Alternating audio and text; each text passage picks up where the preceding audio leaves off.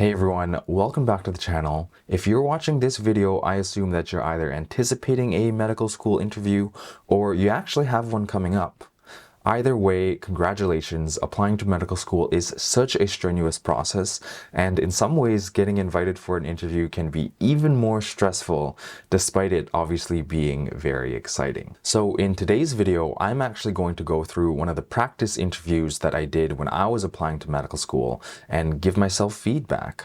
I think looking back, my answers were okay, but there's a lot I would change about what I actually said. Just having been through medical school and 3 years of residency, there's more insights that you gain about how the healthcare system works and how to structure your responses. So hopefully this video helps you guys avoid some common pitfalls that candidates make when they are interviewing for medical school. If you're interested in a practice interview with either myself or one of our Canadian pre-med consultants, head on over to canadianpremed.ca and drop us a line. We have put a tremendous amount of work into ensuring that our practice interviews are as close to the actual interview experience that you will get on your special day. We have formats ranging from MMI, panel, virtual MPI, hybrid, basically anything you can think of. So again, do head on over to canadianpremed.ca and drop us a line. We would love to work with you this cycle. So without any further ado, let's get straight into the content.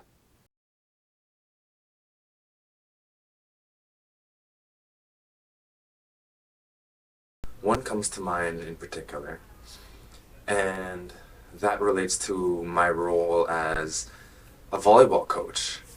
So I am an assistant coach for a girls volleyball team. We travel across the province, and it just so happened that 2 weeks ago, the head coach was unable to make a tournament. So this was my first time stepping into the role of head coach, and not only that, but I was doing that without an assistant because the club couldn't find anyone else to help me out in this situation. So I said, okay, here's my time to shine, I suppose. And when I went in, I had all these ideas about what I wanted to do, all these lineups, so I did my extensive planning about who's going to be next to who on the court and what systems are going to work with the team I had.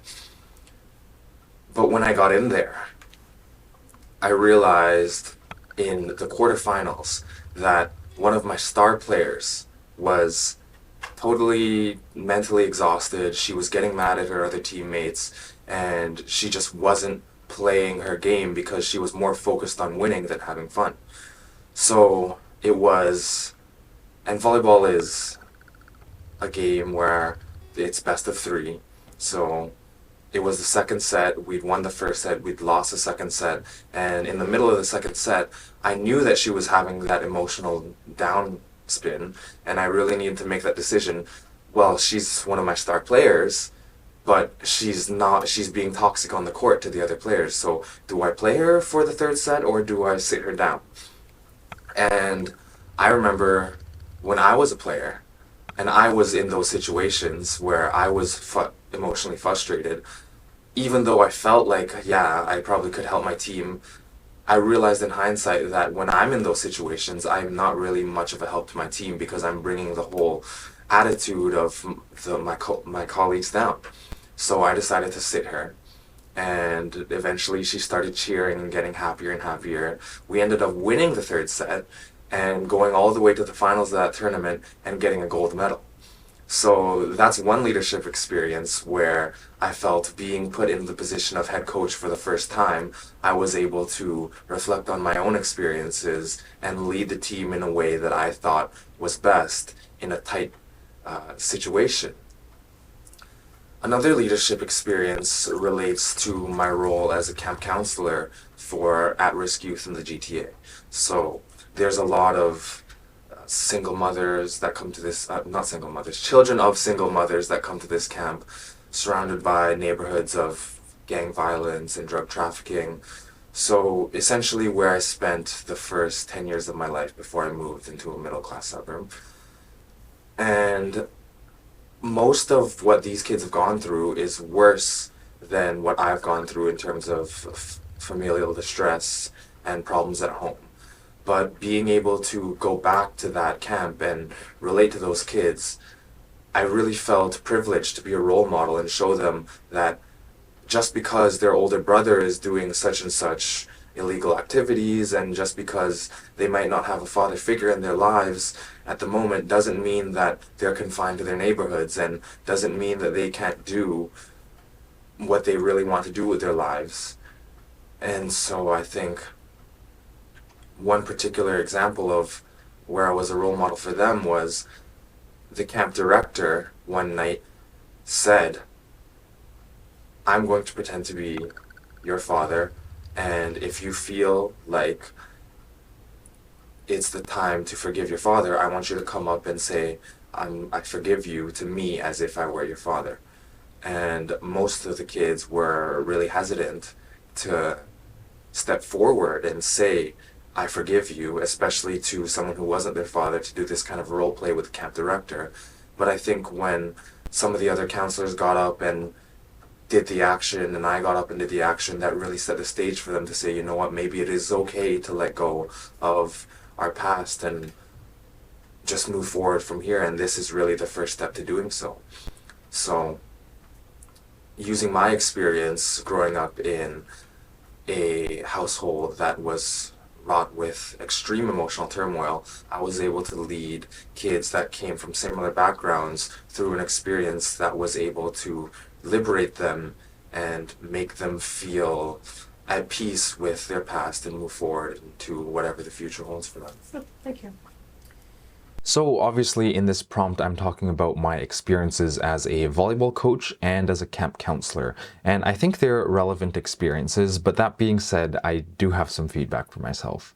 So I'll start with the general feedback in terms of structure and flow and the reasoning behind sort of why I recommend certain structures. And then I'll get into each of the individual examples and talk about more nuanced details that can be used to help flesh out the specific skills that I was trying to highlight and relate them back to medicine. So in terms of general feedback for this answer, I do think that for the most part, the content is there and the leadership skills you are able to sort of tease out from my responses. However, I think what's really missing with this response is the delivery. I was far too tangential. I probably gave a bunch of unnecessary details that weren't actually important to understand what I learned from the experiences. And I think, some would argue that it's more important that the leadership skills actually come across. So, just sort of include whatever details you need to include. But at the same time, I would also say that the interview is designed to also test your ability to communicate concisely and effectively, because as a physician, you'll have to be distilling very complex scientific information in an easily digestible format verbally to patients and families. So yes, content is important, but delivery, I would say, is equally as important.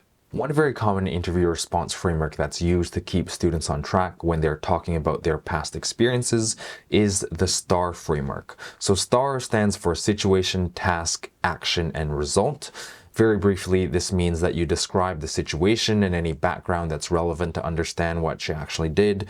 You describe the task, so what was it that you were assigned to do? The action, what is it that you actually did, which may or may not differ from the task, or it may be actions that you took to actually accomplish the task at hand, and the result. So what actually happened as a result of your actions, and how did that play out in the situation?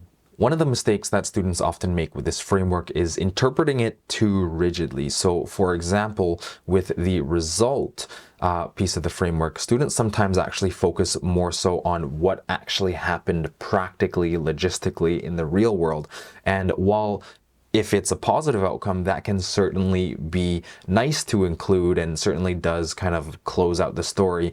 It's often not the focus of what these questions are actually getting at. What these questions are actually getting at is getting you to demonstrate a time where specific interpersonal skills, namely in the medical school scenario, it's the CanMeds roles mostly, specific interpersonal skills are being demonstrated, and your result could just as easily been how you learned those interpersonal skills through the experience that you're describing. So, for example, in my volleyball coach example, I did talk about the fact that we won the third set of the game, but I could just as easily have emphasized the fact that I was put in a very high pressure situation where I was forced to make a game time decision. And so this strengthened my leadership skills because it strengthened my decision making skills, once again, in high stress, high pressure situations. And then I would obviously, of course, relate that back to medicine and how oftentimes you have to make those types of situations in very stressful, circumstances. So here at Canadian Pre-Med, we actually recommend a version of the STAR, which is called the STAR/D. So situation, task, action, result, and or discussion, because we find that framing it in terms of the discussion can sometimes cue our students into helping them realize that, oh, it's not just what happened concretely that we need to describe. It's actually important to describe and discuss the CanMed's roles and the interpersonal skills that they're looking for. So, for example, in this situation, leadership and what aspects of leadership were highlighted through the situation that is being described. Talking more specifically about the volleyball experience, I think I could have highlighted the fact that it was a high pressure situation in which I had to make a very important decision for the team.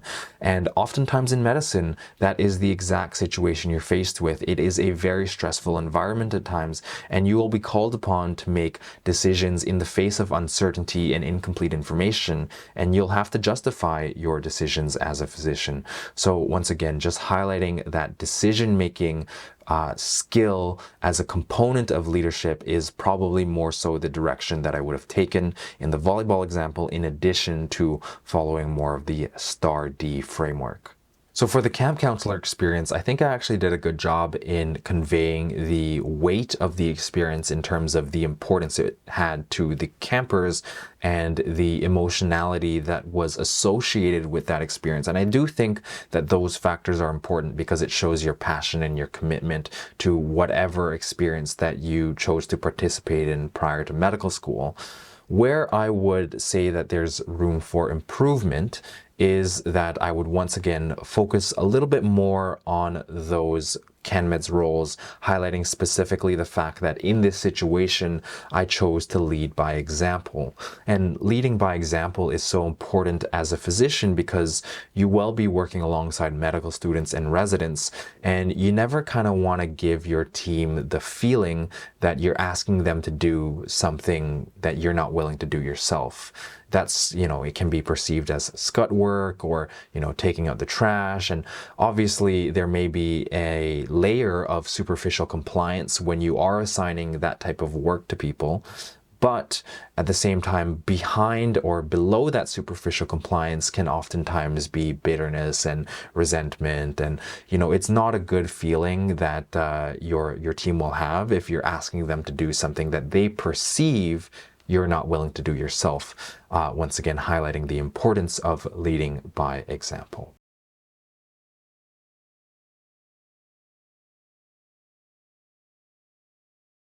One particular example comes to mind, and I'm glad I learned this playing volleyball and not elsewhere, because it would have had detrimental consequences if I had not learned it, not even if I do get into medicine, but in my university life, working in group projects, working in teams. And that's to make each one of my teammates feel appreciated. Let me expand. So as a volleyball player, I was a setter, and a setter is essentially the quarterback of the team. So we have 3 contacts. Every second ball goes to me, and I decide who gets to hit the ball over the net. I decide who gets to be the star of that point, so to speak. And when I was in high school, I had a group of 2 or 3 other kids that I came with from my middle school, which was a very volleyball-oriented middle school. And so we'd been playing together for 3 years prior to the start of my high school career. But of course, there were other players on the team that wanted to hit the ball. There were other players on the team that wanted to feel like they were making a contribution to the team. And what I realized through my first 2 years of playing junior volleyball is that I can't just keep on setting the players that I've been setting since middle school, since I came in with, because that makes the other players feel like they're not important. And when I do set them because I need them, they might not be in the position to hit the ball as hard or as confidently as they normally would had I given them prior opportunity. And in grade 11 and grade 12, I improved on this a little bit by sharing the ball a little bit more equally with all my teammates. And by the end of grade 12, we didn't win, but we got second place in the cities, which I was extremely humbled and extremely proud to have led my team through that experience. So through volleyball, I learned that when I'm working in a team environment, I really need to make each one of my teammates feel special and feel appreciated and feel that the work that they're doing really matters. I think as a physician, that's so important because people are going to look to me or look to someone else in order to seek guidance and in order to confirm that what they're doing is right. And I need to be able to be in a position, no matter how busy I am, to say, yes, what you're doing is good. We can improve on this, or just what you're doing is good and your work is appreciated. Thank you. So again, drawing on the experience that I had playing volleyball, I think this was also another good response in terms of content. It sort of highlights my ability to realize that when working in a team environment, it is super important to ensure that each member of the team feels that their contribution is valuable and important and appreciated. I think, if I were to give myself some feedback, I didn't really necessarily need the lead in about coming in with a couple of middle school friends from my old volleyball team. I could have just outlined how I tended to give the ball more often to the stronger players, but then through experience to realize that it was important to also share the ball with some of the less experienced players, which would give them the opportunity to develop their skills. So, should I need their assistance in a high pressure, high stakes situation, that they would have the confidence to be able to perform in that type of a situation. And again, just highlighting, making the team feel as if their contributions are appreciated. The one word change that I would make is I think I referenced being extremely humbled, quote unquote, to be second in the city in terms of volleyball teams competing across the school board. And I think that this is a common mistake that students make when describing their accomplishments. They say things like, I'm extremely humbled to have accomplished this. I would be extremely humbled to be accepted to the school of medicine that you're applying to. And I think it comes from a good place because we're basically trying to not come across as arrogant by saying, oh, look at what I did, and I did all these things, but I think that it's actually kind of the opposite emotion that we feel, because when we accomplish things, we do feel proud of ourselves, and using humble or humility as the opposite emotion, as a cover-up, it almost comes across as a little bit incongruent, in my opinion. So I think there is a way to describe your experiences and achievements in such a way that highlights the fact that you are proud of what you were able to do. In my case, become the second place team in the school board, and also show humility by acknowledging that, yes, I'm proud of this accomplishment, but I wouldn't have been able to accomplish what I did without the help of my team.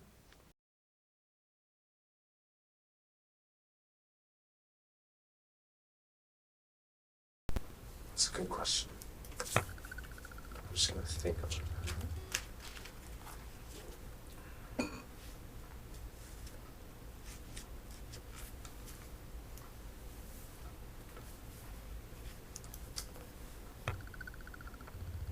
If a patient is resisting help, the first thing I would want to do is figure out why they're resisting help.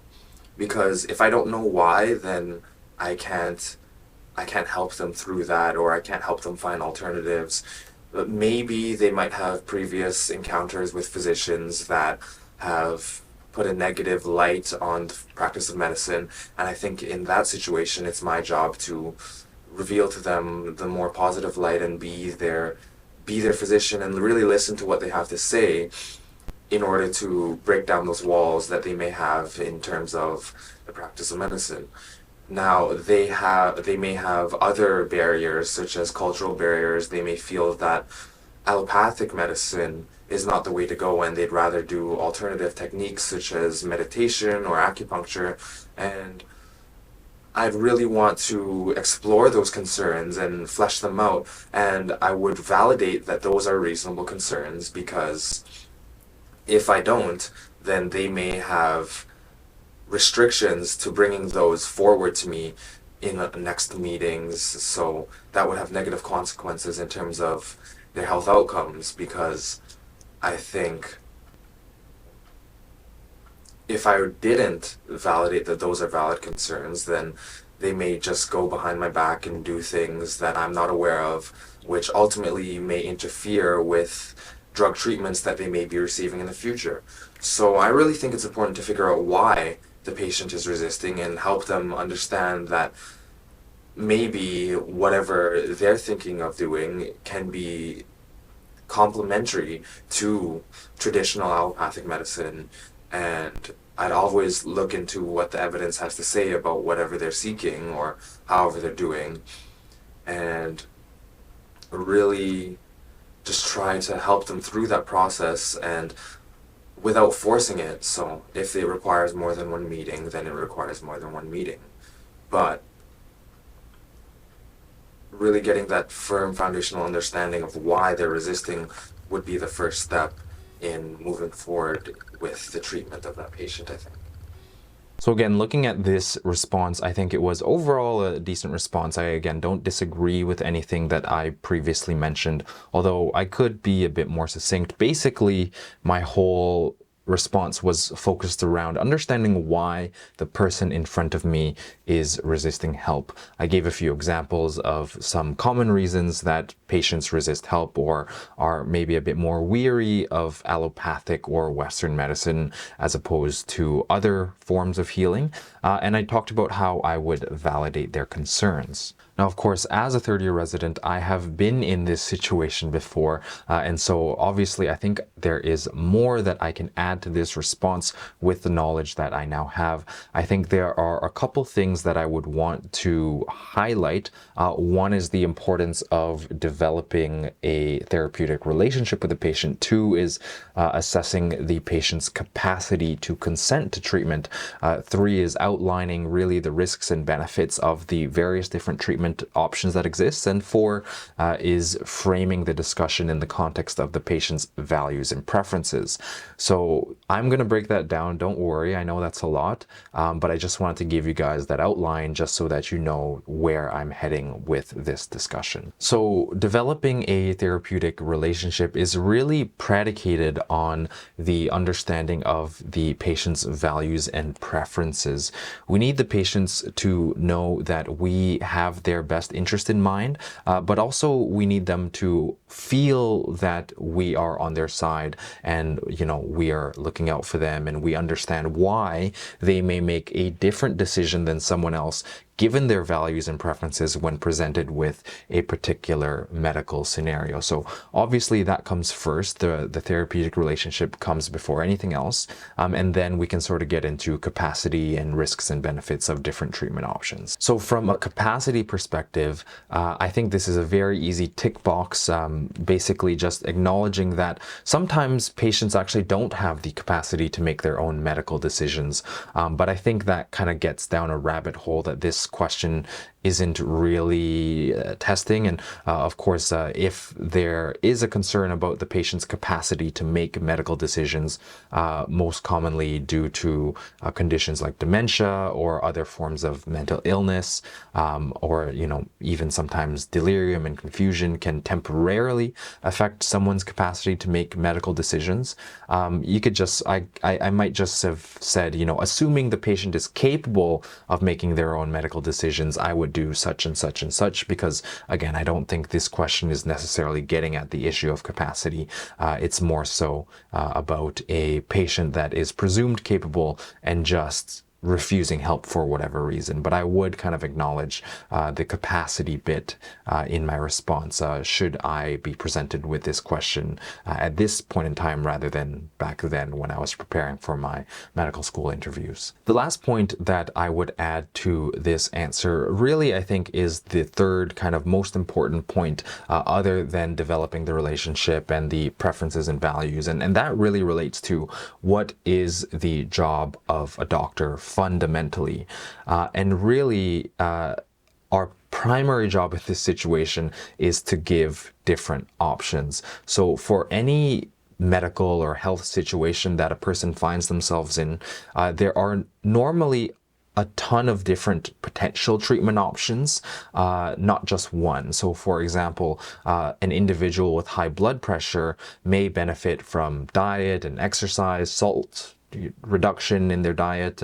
They may also benefit from different types of medications that have various different side effect profiles. And as doctors, it's our primary job to outline those different potential treatment options and their risks and benefits. And really from there, let the patient choose what they feel is most appropriate for their situation. Oftentimes, we do have specific recommendations about of the available options. We would recommend this one for your specific situation, which is once again predicated on an understanding of the patient's values and preferences and the therapeutic relationship that we have with that patient. But at the end of the day, if after going through all those various different treatment options, the patient is still refusing help, presuming they are capable of making their own medical decisions, they do have the option to choose to decline treatment, and they can do so against medical advice. Obviously, as doctors, we care about our patients, and we, generally speaking, don't want our patients to act against medical advice because, it's our understanding that that is not going to be the best way to promote their health and well-being. But at the end of the day, they do have a fundamental right to refuse any and all form of treatment should they continue to refuse our help. So I know that was a lot, but just to summarize, if I were sort of recreating this response, I would still again start with the why are they refusing treatment. I would hope that that discussion was grounded in a strong therapeutic relationship where I, as the physician, understand the patient's values and preferences, the factors that are important to them when making decisions about their health. I would assuming they're capable, outline the risks and benefits of all the potential different treatment options, including any potential alternative complementary treatments that they may be considering other than traditional Western medicine. And if after all of that was done, I would still acknowledge their fundamental right to refuse treatment and let them know that basically we don't recommend that you refuse all treatment because, we think that it's going to come with a number of different risks, and I would outline the risks of refusing treatment, but that's essentially the algorithm that I would work through, trying once again to keep the patient's best interest in mind, but recognizing that individuals have autonomy and they are allowed to refuse what we are offering. The only other minor word choice change I would make to this response is I think I talked about if the patient didn't trust me, they would go behind my back, quote unquote, and pursue some alternative form of treatment. I wouldn't necessarily frame it as going behind my back. I would sort of find a softer way to present that. I would probably say something along the lines of, it's important that I acknowledge to the patient that they can feel free to communicate with me about potential alternative forms of treatment, because it's important for patient safety that I be able to counsel and recommend that these alternative forms of treatment may potentially interact with some of the medications that they are already on, or some of the treatment options that we are considering from a Western lens. And I would just ensure that I don't say something like their patient's going to go behind my back, because ultimately it's their choice what they want to do with their medical conditions.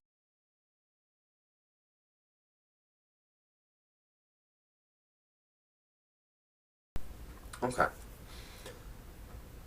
This past summer, I was assigned a research project, except instead of it being independent, I was assigned to collaborate with one of my fellow lab mates on this project.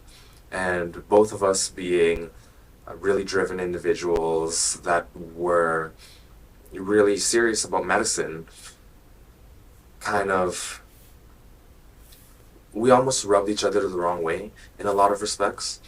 And that eventually came out when we were calculating a simple dilution. So he thought the number was this, and I thought the number was that, and we started butting heads saying I'm right and he's right, and it just was a mess. So eventually we stepped aside and we calmed down, and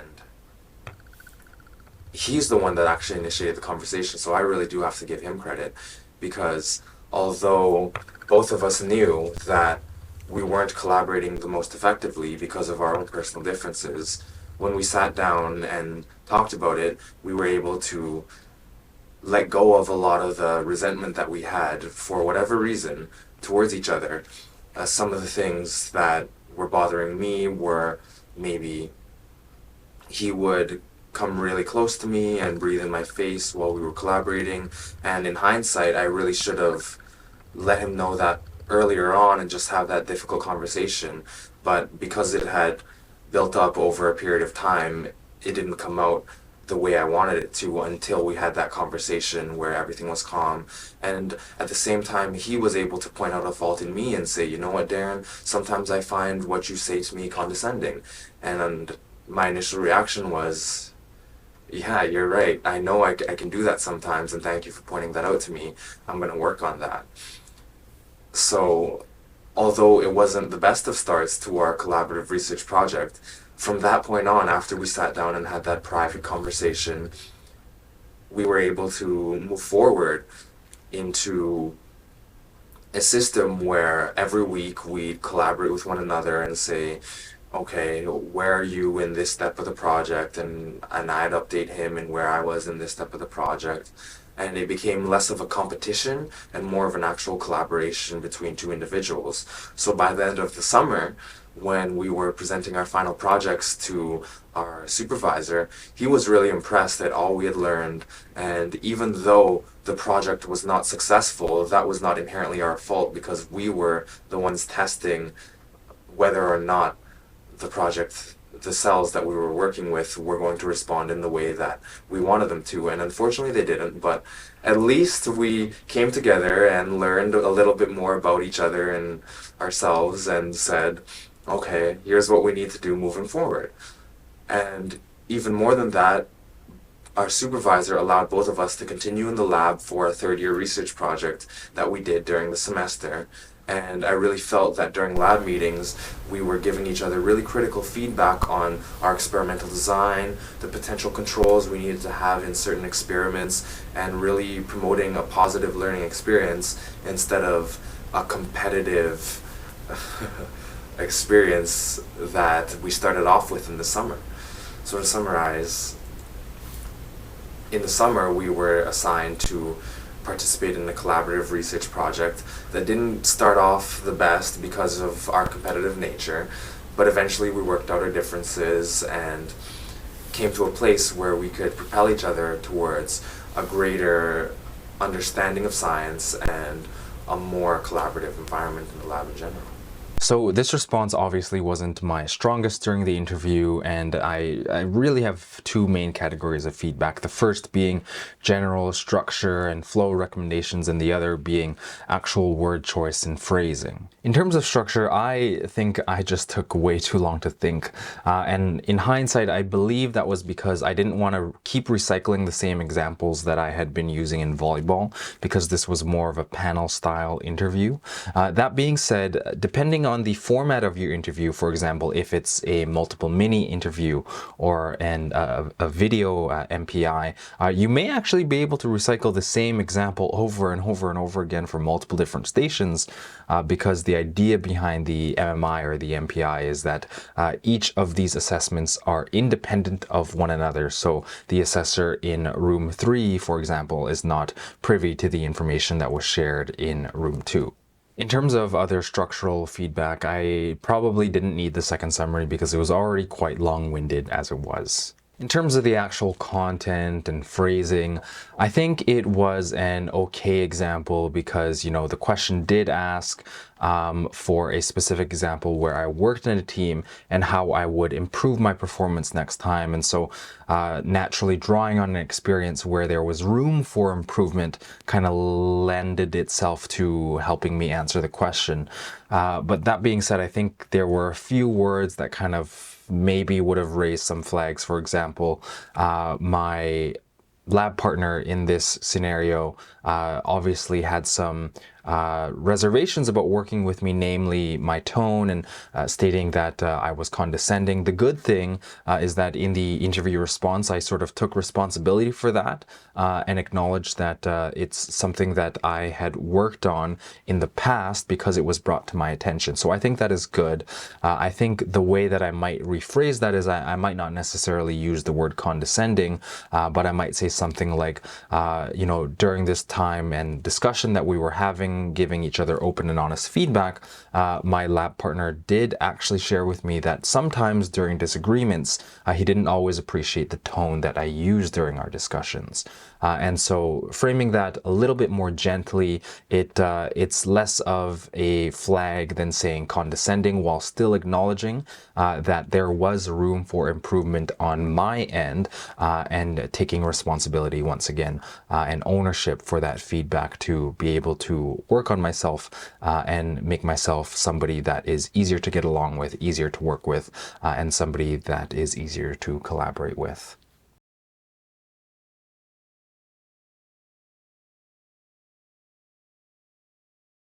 I first want to start off by saying that I can definitely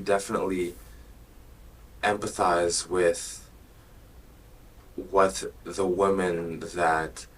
the alcoholic woman is feeling, and that she feels like maybe this is really close to the end of her life and this would be her final dying wish to have a bottle of alcohol, which is, given her situation, a reasonable request on her part.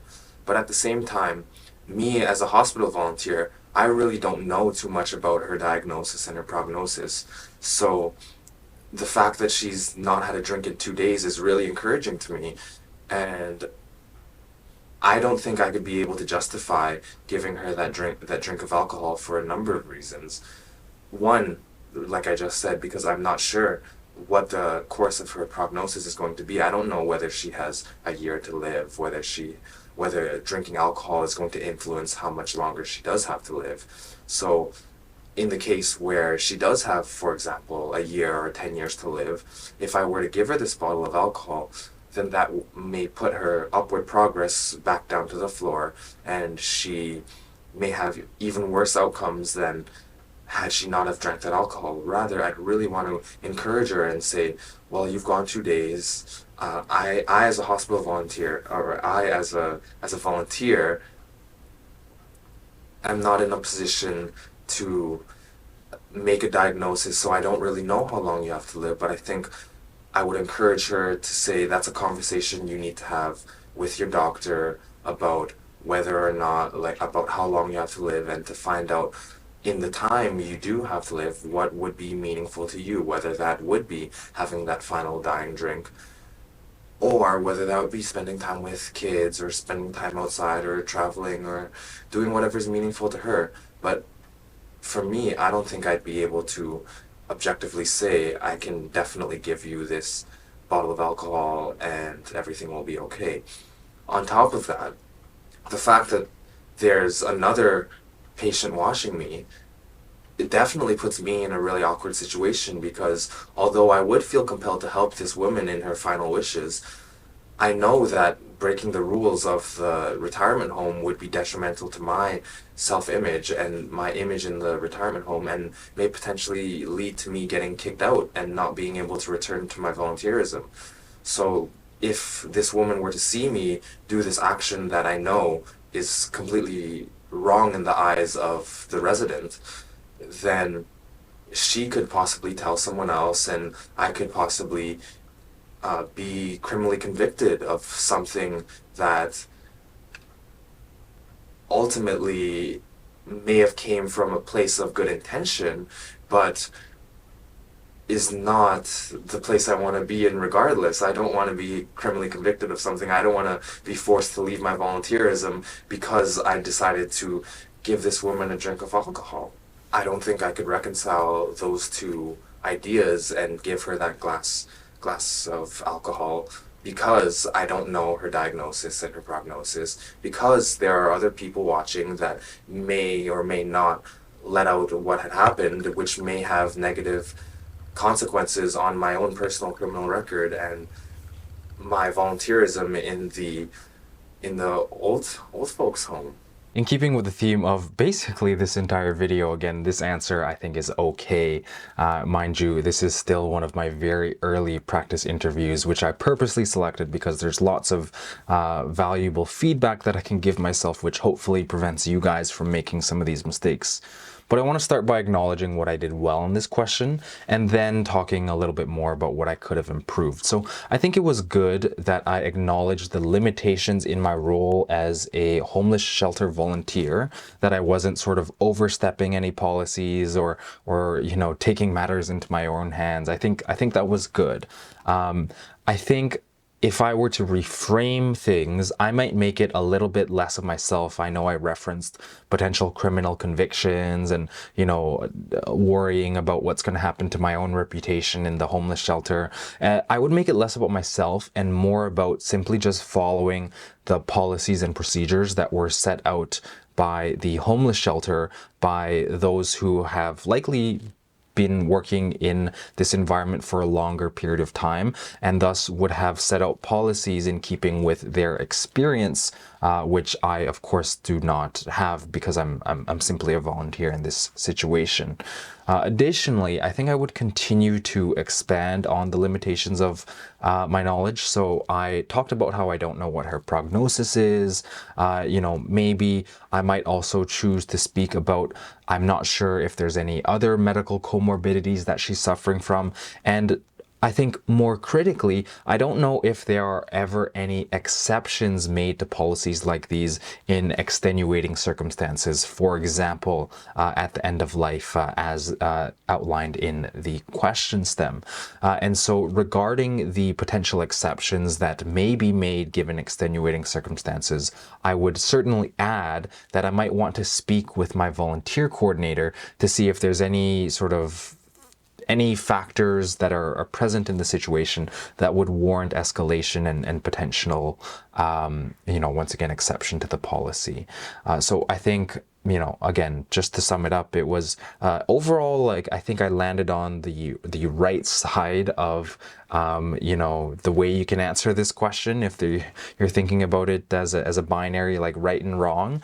But I do think that adding these extra bits around the limitations of my knowledge, the policies and procedures, potential exceptions to policies and procedures, and escalation to a superior, I think that would have really rounded off my answer and made it more holistic and more thoughtful.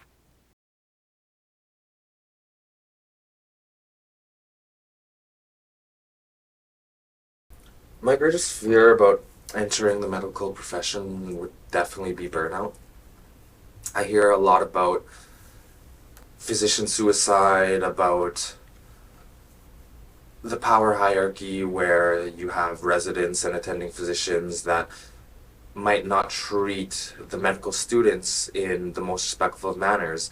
And I think burnout, in that sense, not just from a really heavy workload or long hours, but dealing with the emotional trauma of the power hierarchy, and maybe not being able to always speak up directly to the people that may not be treating me the best, would definitely lead to physical, emotional, and mental exhaustion in the field of medicine. And this is a really common thing, as we can see by physician suicide rates. So that's one of my greatest fears about entering the practice of medicine. But I don't think that's going to let that stop me, because throughout my life, I've been faced with emotional trauma at home. I've been faced with mental trauma at school, and I've been faced with having to balance a million different extracurriculars and ask for help when I needed it. For example, at the start of this year, I had taken on multiple new roles, such as I was president of a club, I was vice president of another club, and without bringing out a laundry list, I was just extremely overwhelmed between my school and my extracurriculars. So in that situation, I knew I wasn't in a financial state to buy a car and drive to my practices for my volleyball team, but I did have to reach out for help and say, hi, I'm extremely exhausted. I think I said something along the lines of, I find myself eating dinner on the bus to practice and doing homework on the bus back from practice. And I said this to the other coaches that were present at the practices. There's about 6 of us. And I said, okay, any help would be appreciated. And from that place of exhaustion, mentally, physically, and emotionally, one of them said, you know what, I'll drive you. And from then on, she drove me to and from practice every Monday and Wednesday, and which I'm so grateful for. We've developed a really good relationship with a little bit of sarcasm here and there, but we like each other. And I think when I am in that position of burnout and mental and physical exhaustion, I've learned to know my limitations. I've learned to ask for help. I turn towards strategies such as meditation and exercise, and even just reading books for pleasure when I know I'm at my breaking point, just to bring me back down to earth and prepare me for the next day. So I really think that burnout is a reasonable concern to have for anyone going into the practice of medicine, not just me. But I think that being pushed to my breaking point time and time again, I've learned what that point is. I've learned to push that point further and further as I've matured, and I've learned to ask for help when I need it. So interview prep aside, I think this is actually a great question for all students to consider if they're interested in going to medical school and becoming a doctor. Medical school is difficult, residency is difficult, being a doctor is also, it comes with its own challenges. And I think it's healthy and appropriate to be able to think about the challenges that one might encounter throughout medical school if they are to commit themselves to a lifelong career of healing and treating people and all the stresses that come with it. And so, you know, I just say that because I think it's important for everyone to consider. And I will sort of get to the interview bit, but I just wanted to put that out there first. So getting back to the response, I'll start by outlining what I thought I did decently well at, as well as, you know, then going on to talk about what I could have improved. So I think the concern about physician burnout is certainly reasonable and well informed. I like how I also outlined how I would address this fear as I've prepared myself for potential burnout by testing my my limits mentally, physically, emotionally, and developing appropriate coping strategies for the maintenance of my own personal well-being. I gave examples in my response such as diet, exercise, meditation, and those types of important healthy lifestyle choices.